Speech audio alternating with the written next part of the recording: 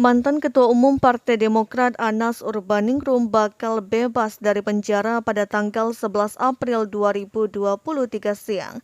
Dia bebas usai menjalani hukuman akibat kasus korupsi terkait proyek Pusat Pendidikan, Pelatihan, dan Sekolah Olahraga Nasional atau Pedikason di Hambalang, Bogor. Selain Anas, ada sejumlah nama yang juga terseret dalam kasus Hambalang.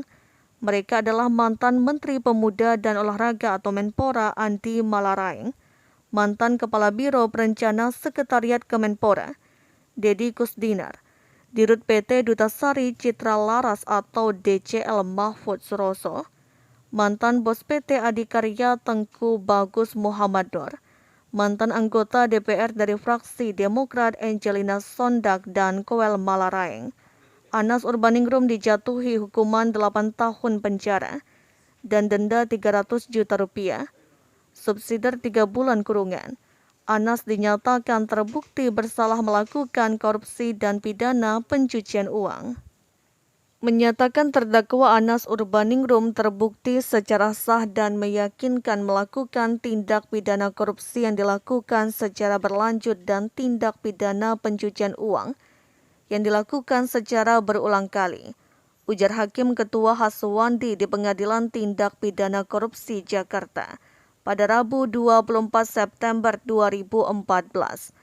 Majelis Hakim menyatakan Anas terbukti ikut mengupayakan pengurusan proyek-proyek pemerintah lainnya dengan pembiayaan APBN yang dikerjakan Permai-Group.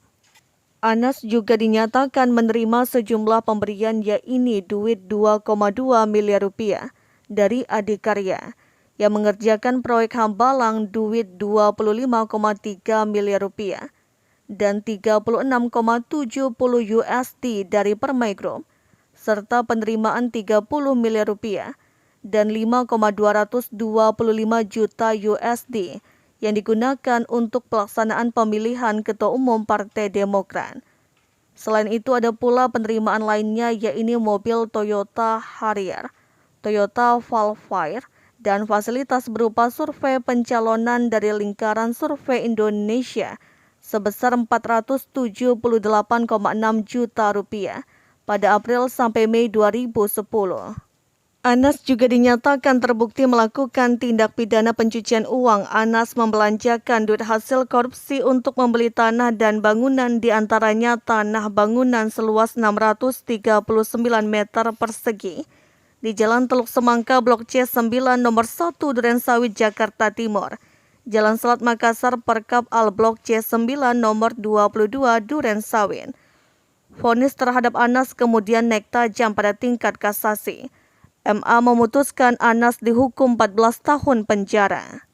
Vonis itu kemudian dipotong lewat putusan peninjauan kembali atau PK.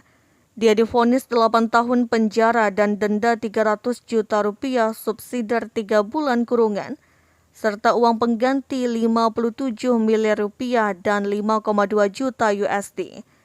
Jika tak membayar uang pengganti, asetnya dirampas negara. Bila asetnya tidak cukup, hukuman Anas ditambah 2 tahun penjara. Hak politik Anas juga dicabut selama 5 tahun sejak bebas dari penjara.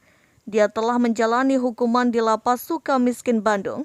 Anas bakal bebas pada Selasa 11 April 2023.